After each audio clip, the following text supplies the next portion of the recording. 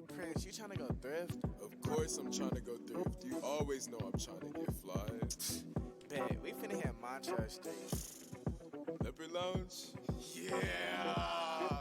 Wonder. Where's Skits? Get the whip. Wonder why they don't like me, baby. Pride is on me, yeah, I'm clean, lady. Yeah, they testing for the fashion.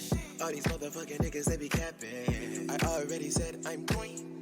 I'm finna eat us into bean. I'm so skinny, so I guess I'm lean. Young fly nigga with JPG. I want a girl that has a passion, a type of girl that's into fashion. Wanna look at her eyes distracted. Plus the pic though it's like it's not caption. We both know the truth. I wanted you.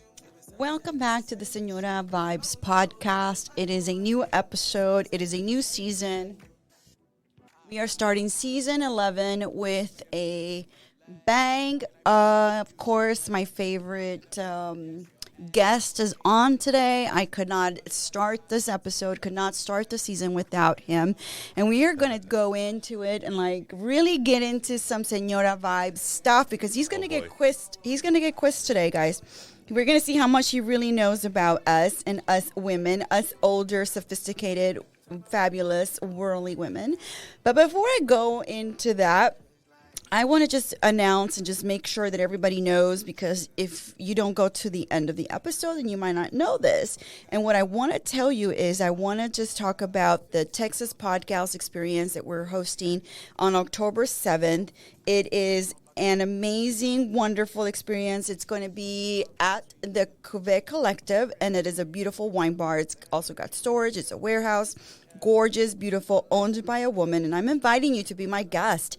And it is all online. If you go to aliciaelatasi.com, you will see where you can buy your tickets. But you know what we're offering? We're offering some really amazing things for that day. So we're going to have a panel. We're going to have speakers. They're going to come in and tell us how they got started in podcasting, what led them to podcasting, what's their story. And then we will also be having a breakout session with the branding expert if you want to learn how to brand. Our itinerary is full. There's shopping. We have vendors. You're going to connect with them. There's going to be the panels. And then at the end, if you're a VIP attendee, you will get to do one-on-one mentoring with an expert, with a seasoned podcaster. The tickets are only $25 for general admission. They're also $50 for the VIP. For the VIP experience, like I said, you're going to be able to meet one-on-one with the seasoned podcasters. If you're interested, if you're a blogger, if you're an influencer, if you're a content creator, you definitely do not want to miss this. This is a great opportunity for you. It's October 7th. It is a Saturday. It's from 11 to 2, 1308 Upland Drive. Again, the Cuvée Collective. And we're putting something together that's going to be fabulous and amazing. We have a few sponsors already. We have a title company, Odyssey Title. We also have the Blow Dry Bar Memorial. They're also one of our sponsors. And we're still looking for more sponsors, by the way. But our vendors are in, and all of that is in, and our panelists are in as well. We put out a call for panelists, and they came through, and so that's amazing. And we're just so excited about that. It's October 7th. So make plans for that. If you are looking to buy your tickets, go to Eventbrite, or you can also go to my website, aliciaelatasi.com/podgals. That is where you will find the tickets for what we're doing. And I'm so excited. We have Victoria Garcia Studios. She's going to be doing headshot photos. The Cuvée Collective will be providing some wine. We will also have some food. We have Seasworthy. She's also going to be doing a branding session for us. Some of the vendors already in is ACPS, the Aesthetic Center for Plastic Surgery. We have Her Sweet Studios doing permanent jewelry. Honeybees is an organizer. She's coming in. She's amazing. And Nevesme. This is a company that also does beautiful, gorgeous, modern jewelry. So do not miss it. Go to my website, aliciaelatasi.com. So today's episode, I want to introduce again my favorite guest, my hubby, Rusk. Wow, that's quite a list of sponsors you have now. It's fantastic. Yeah, we do. This podcast is growing. It's amazing. And I have a great team working with me. I have Alice. You do. Alice the Creative. I have Alicia Brownell. She's a beautiful, amazing branding expert and strategist. I have our son Alex doing our Yes. videos, Right. which, you know, he's By the way, that's the key to work here. Your name has to start with the letter A. What happened to you? What happened to me? Your Well, R. I don't get paid. So we're talking about the folks who get Honey, you do get paid. paid. Okay, we you Okay. do get paid, all right. And Not then monetarily. we have yes, and then we have Jamal that does our photography and our audio, Of course, and he is our producer. can't forget Jamal. So we can't forget him. So Rusk, how are you doing? People are always asking how you're doing. Oh, geez, I don't know. After your medical scare, what's going on? It's physically I'm fine. I mean, this is the best I think I've ever been able to breathe, probably since my early 20s. Yeah, you're not snoring anymore either. I'm not snoring. I Or wish you would. I coughing. wish you would stop telling everybody that. But I'm definitely. Why can't I tell people that I'm you not don't snore anymore? I don't cough, and I don't choke on my food. And I used to choke on my food because I'm one of those impatient, efficient kind of people, and that even comes down to eating and Isn't that drinking. crazy? And I'm no longer choking, and it's gone better. But psychologically, some days are better than others. Right after the little health episode that I had, I didn't do well for a better part of 2 to 3 weeks. Started reading about the information, about what happened to me, trying to get an understanding because I'm one of those attack the prom kind of people. And just everything I started reading was how deadly it was and how pertinent it was that you had to get it repaired. I mean, to get it operated on and to have the clots removed, but nothing, but the cause of clots is still unknown. Yeah, And we still don't know. And we won't know for caused several them. months until I get off the thinners and get reevaluated with some blood tests, see if it's genetic. And it's one of those situations where, those health situations where a positive result could be negative. Right. So what I mean is that if your blood work comes back positive, or let's say negative, however you want to view it, with these DNA tests for any kind of genetic abnormalities with your blood, it's then you won't know if you had anything if that all comes back in good shape. And then so what caused it? Right. Then you're in limbo for the rest of your life because you'll never know what to do to prevent it. And I've never been sick my entire life. I've never been hospitalized. I did have a bout with kidney stones exactly 20 years ago, but I went to see a urologist and he just said, you're dehydrated, drink more water, and I haven't had them for the better part of 20 years. Yeah. So, but other than that, I've never really been to the ER. I've never been under sedation. I think that's what's so astonishing to people. Right. Such a healthy person, works out. Right. He's up every morning early, working out, going to the gym. He does his runs. He does his workouts. He does his strength training. Like somebody. Oh, you do cycle. Right, spin cycle. Yeah, cycle bar. I used to run at on the treadmills at Sweat for a couple of years. Yeah. We used to do that 3-4 times a week. It was a full hour class. You won a challenge I in won a challenge. 2020. Right. In 2020, you won a challenge, a big challenge for Right. people, and you won that challenge. You came in at number one.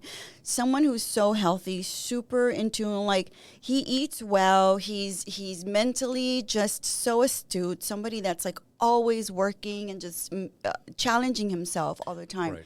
So it's very unusual and very strange how you Yeah, got it was. sick. You got these clots. And that's what's been affecting me psychologically is that I had left my shop.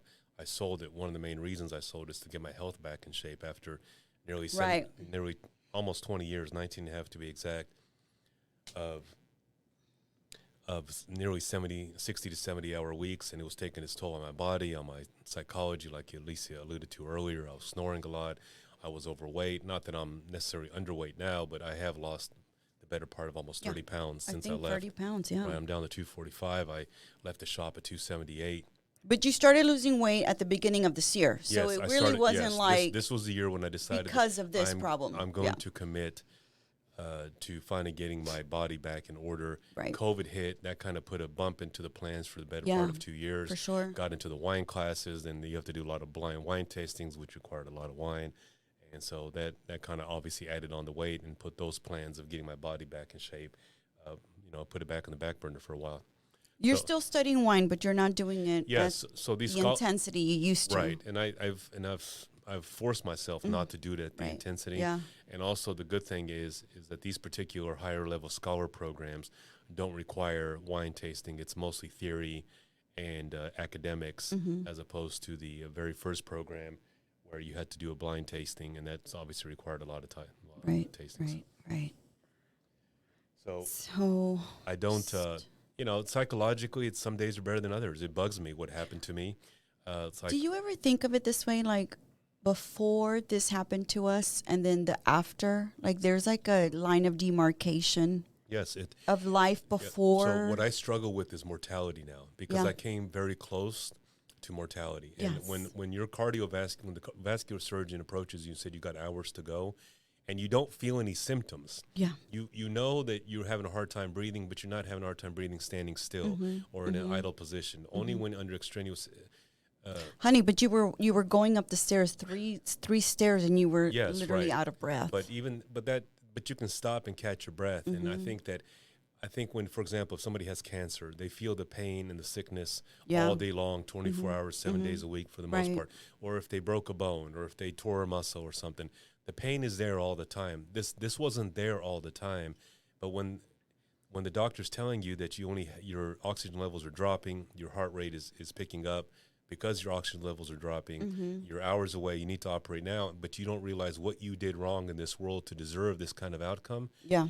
That has affected me, because I'm always on top of what I'm doing every single day, almost 99% of the time. I'm human, but for sure. But I'm not one of those people that if I feel like if I twisted an ankle, I'm fixing my twisted ankle now. I'm not waiting 2-3 days later to address the issue. It's going into a bucket. It's getting ice. And so the problem with this is that I don't know what caused it, and I'm in limbo for a few months, and it's got me to the borderline, sometimes being depressed certain days, wondering what the hell did I do wrong. And if I understood that, at least during my stressful business days when I had the shop, then I would just chalk it up and say, this is just attributed to stress, but it's not. Because I'm not having stressful days these last 2 to 3 years. No, not compared to those days, those years. We have real estate investments and developments yeah. going on, but they're not day-to-day operations like that business was, and so it's definitely it's definitely taken a toll on me psychologically. No, it's an existential crisis, right? For exactly sure. What it is. It is because before that, we were living our life. We're like thinking, oh, everything's great, everything's amazing. Right. And then all of a sudden they tell you, you can't travel, you can't work out, you can't eat this, you can't drink that. And that in itself is like a huge imposition on us. That is the bane of our existence. It is. Besides our 2 boys. Is to travel, is to learn new cultures, is to experience new things. And to be told that you can't do that for the foreseeable future, it's a little bit of like a slow death. It's like a slow death, right? Yeah, it's not fun. It's not fun. But yeah, we're gonna right turn. Like right Andy turn. Cohen says. Yep. The Ramona coaster. The Ramona coaster. We go up and down. Oh my gosh, those people that are like Real Housewives of New York, they're like laughing out loud right now. That the Ramona coaster. So we're going to talk a little bit. I'm going to quiz you. Oh, Lord. Yeah. So just for the record, Alicia did not give me these questions. I did not. I always want I really want to know. I always want to be prepared. I always do my research and my background. I know. But I begged Alicia for the questions yesterday, and she was adamant about it. She says, you need to do this on the fly, figure it out. We want to know what you're thinking. I do. I think she finds it a trip that a guy like me, my physical size, and my physical appearance would be interested in these kinds of trash TV shows. Oh my gosh, babe! I think a lot of women are like, "How does Russ actually like that stuff?"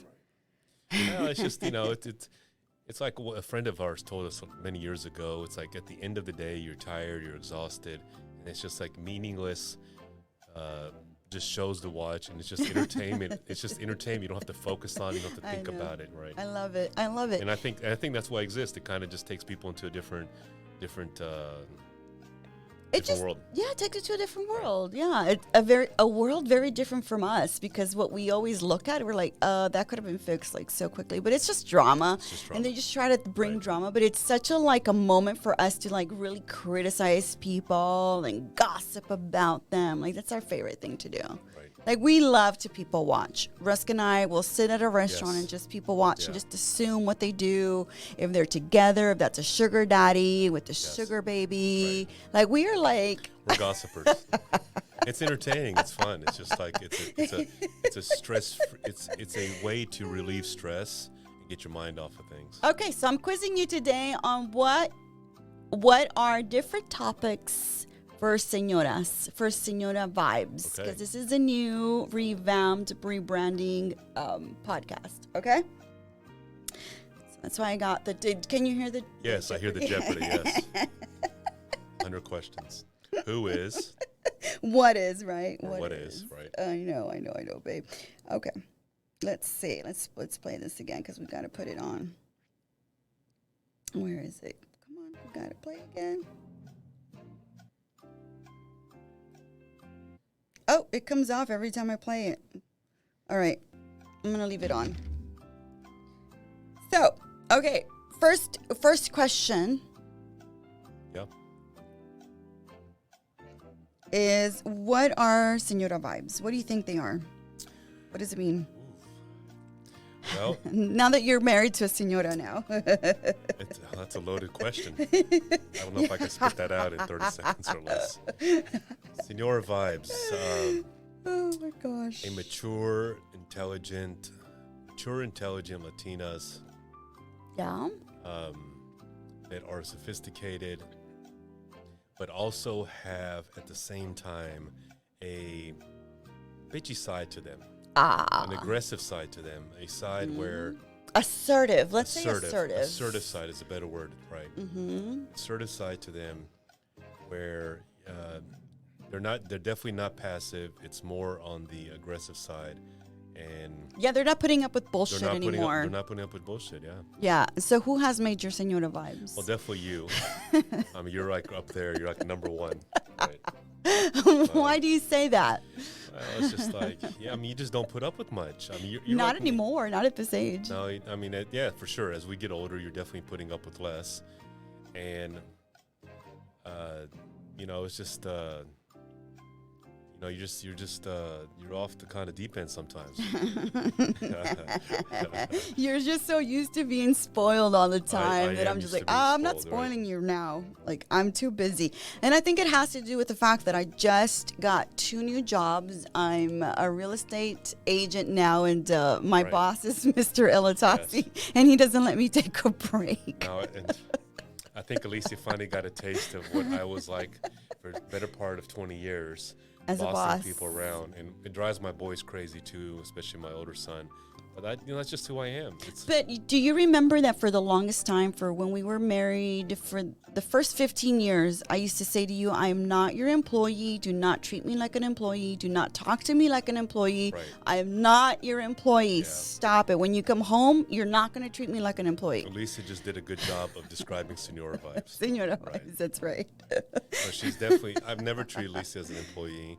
Now she's the realtor that I've always wanted, where I can just type my own text and just send this. Just please do it this way. I know. Okay, so I'm going to ask you a few questions about things that are in the ethosphere Right. of the Señora Vibes Okay. world. Okay, so Rusk, do you know what goop is? I have no What's idea. goop? No idea. GOOP. No, I have no idea. Do you know Gwyneth Paltrow? Yes. Okay, so Gwyneth Paltrow has this That's her brand? it's a very big popular newsletter called Goop, and she sells a bunch of stupid stuff on it. Oh, okay. Chotskis? Yeah, tchotchkes. Yeah. And she sells these stupid ass candles Yeah. Okay. that smell like her vagina. Really? That's how she markets them? Well, yeah, of course. They're supposed to be like a sweet scent. Yeah, but she actually markets it Yeah, with those. yeah, like Wow. that, yeah. Oh, jeez. What do you think pe- about that? That's well- that's a señora right there. That's Gwyneth in her 50s. Oh, I don't know if that's a Señora. That's, Is that something we should buy? No, absolutely not. I wouldn't buy it. I just think that honestly plays on a demographic of people that will buy into that stuff. I mean, it's amazing what Americans will buy in this country. I know. Isn't This is not a country. This is a business. Yeah, this is a business. It's just, but it's probably brilliant marketing. She's probably making, You know, Oh, she is. She's making a shit ton of money. She's making a lot of money doing this because people are buying it. And I guess it's different marketing. It shocked me when you first said it that somebody would promote something with those particular words. But now that I think about it, it makes sense because marketing is always about being different. It's always about being original. Right. And I think she probably hit it on the right there on the bullseye. Somebody's telling her what to do. I'm almost positive of that. I don't think that came out of her head. Well, I just don't think it. If it came out or didn't come out, she said yes to it and she rolled with it and she's making money. So whether she gets 100% or 50% of the credit, she still gets credit. Right. Yeah, no, and she does. And so she's doing that for sure. And I don't know if anybody else can get away with it, but Gwyneth gets away with a lot of things. So what are your thoughts about plastic surgery for señoras? I think in certain cases, in certain circumstances, I think it's necessary. Oh. I think it's necessary. But I think that some people get like the Botox and these injections where women are plumping up their lips and their cheeks and their foreheads. Yeah. Maybe in some extreme circumstances, but a lot of what I see on TV, like on these Bravo shows, you know, it's like they were fine to begin with. They had more of a natural look, and now they have this puffy, plumpy. Who do you think has that? The one that bugs me the most. Yeah, who bugs you the most? Is that Ryan señora? That Ryan Serhant's Oh, Emilia. wife, Emilia Emilia the Greek Serhant. lady. She was beautiful to begin with, and all of a sudden she came back. She's not even 40 yet. I mean, 40. I don't think that's necessary. And I think the Botox profession, the plastic surgeons, I think that needs to be perfected because it's way too obvious. You know, for example, breast implants or butt lifts, those are kind of obvious, but they kind of go with the flow of the body, you know, to a certain extent. Yeah. If you don't overdo it. But, you know, they pump up these lifts, and these lifts just look like they're, I don't know, I don't even want to describe what they look like. Like fish lips it's like or fish duck lips, lips right. or something. I think that particular, whatever pharmaceutical company develops these products or multiple pharmaceuticals develops these products, I think they need to go back into the science and make it better. Yeah. I don't think it's good. Who do you think in the Real Housewives ethosphere is on Ozempic? That's another big thing for señoras right now, like losing weight, getting skinny. I think they're all on Ozempic.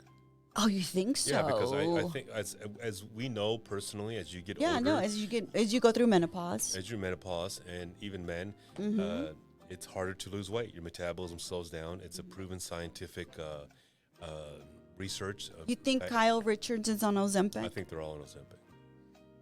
Who's all, like Erica? I think, I remember that all the ones in Jersey. Erica Jane. Oh, Jersey. Right, all the ones in Jersey. Teresa, right, because, Dolores, all that pasta they eat out Margaret, there, those Italians. I mean, and they're that on. skinny. Right. Yeah, I mean, doesn't make sense, right. huh? Those New York housewives, Luann, Sonia, Ramona, they're all way too. They're all just. I mean, they just seem to get skinnier and skinnier every single season. And they drink a lot. How do they do right. that? I think they drink and they don't eat. Oh, calories. Right. Come in on drinking. I think the problem with drinking is when you drink and you eat, even though that mitigates your hangover. I think it just it compounds on the carbs. So talking about the housewives and talking about women who in their 40s and 50s, because we were talking about señora things. What do you think about women like Sonia Morgan and Luann de Lesseps, like still like trying to date younger guys and like being super like they're señoras now? They need to be in a different category. No, I think. What do you think about that? I think at their age, dating is about what makes you happy. And if it's a younger guy or it's an older guy, if it's a wealthier guy, it's about financial security, it's about respect, and it's about happiness. And I think a lot of the other stuff that most women, more women than men, focus on is a checklist. And they have what I call the 10 commandments of a checklist. Yeah. And when you're in your 20s, even into your 30s, and we have some friends that are into their 40s, they have this checklist. And if you don't meet this checklist, then we can't date you. If you're not the right religion, you're not the right the right financial security, you don't have the right job, you don't travel, you don't do this.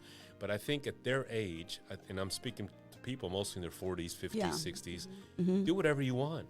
Date whoever you want, whatever makes you happy. Don't care what anybody thinks. It's your life, it's your happiness. It's it's the person that you want to spend the rest of your life with, or you don't want, or you want to jump around, you don't want to be monogamous, you want to jump around from day, whatever, it doesn't matter. It's what works for everybody. So, okay, I love that. So I want to ask you another Señora Vibes question. What did you think about the latest season of And Just Like That? And we're talking about Carrie and Aiden. We're talking about Miranda and Che. Okay, so give me where you would advise these señoras to like fucking pull it together. I think the show has gone a little bit too woke, a little bit too liberal. Yeah. It's afraid of upsetting the woke crowd. Mm-hmm. And that's disappointing because there's always going to be naysayers out there that you're not doing enough. The show's not pure enough. They're not. The gay guy didn't look gay enough, or the gay girl she looked too gay or not gay. I mean, they're always harping about something because that's the nature of people that want to harp about these things. I didn't like the dynamic of Shay and Miranda. Why didn't you like that? I just thought that Shay's personality she just had an ugly personality. Mm-hmm. She was just nasty. She was just a nasty. Mean. She was She a was very nasty mean. person, and she had a conflict going on. Yeah. Of the younger generation dating a Gen Xer like Miranda or baby boomer. I don't know where she falls. No, I think she's a Gen Xer. I think she's our age. And she's probably 54. And baby boomers, Gen Xers are more of the integrity type people where we're more respectful of other people. Like, for example, that scene where Shay called out Miranda and on her sexual escapades. Yeah. And that she was very old fashioned in a certain way. And that she was willing to do whatever. That she had issues of insecurity. Yeah. But most Gen Xers or baby boomers will divulge some of that information, but without getting into a lot of information, because we believe in TMI. I think we just respect that other people can have their own imagination of how they're viewing your conversation. Yeah. And Shay's rebuttal to that was like, I just want to say whatever I want to say, and it's. I think they're taking it too far. It's like the freedom of speech people, not to get off on a tangent. It's like I can say whatever I want because the freedom of speech allows me to say whatever. But you can't say whatever you want. Words hurt sometimes, and they affect people. And you're just not allowed to say whatever you want. I don't, I think for us, that relationship really was I cannot stand that relationship. But Miranda discovering that she's, I don't know, bisexual. Right. I don't know. She was sexually confused. Yeah, she was sexually confused, yeah. And I don't know, but the writing in that show to me just really brought women down. And I don't find women at that age from that generation to be confused by a lot. No, they're more decisive. They're more decisive. And she was a high profile attorney. Yes. From a previous firm. And now she was a partner. At the very end of the last episode, she goes on BBC. She was picked for her articulation to explain a particular humanitarian crisis. And I just don't find the synchronicity between somebody that's so secure, so educated, so articulate, and then so indecisive about certain things. A therapist or psychologist will probably walk in here and says, I get dozens of those people. I just don't find personally that if you're that confident about what you're doing, that you can go on TV, that you can speak truth to power about something, and then find out you're in a relationship and you're confused. You're confused. I didn't find that to be realistic. No, I think the writers of the show really have a problem with like really depicting women in that age range, and I think a lot of them, and because I hear their podcast, I've listened to the writers talk about it on the And Just Like That podcast, but I think a lot of them are just like so consumed with like their personal stories that they bring their personal stories into the stories of the show, and I don't think that necessarily needs to be. Okay, the prime example is Seema. Yes. Seema is a sophisticated, highly educated real estate agent, luxury real estate agent. And she's Indian. Yes. Right. Of course. And we all know the Indian subculture. Yes. Right. But it seems like the writers did not understand that, and they put her in a category of a lower person that doesn't have that sort of background. When she had said that she would never move for a man, but at the same time, an episode or two before that, she had called out Carrie that she doesn't want to. Was she moving in with Carrie with an apartment, or she didn't want?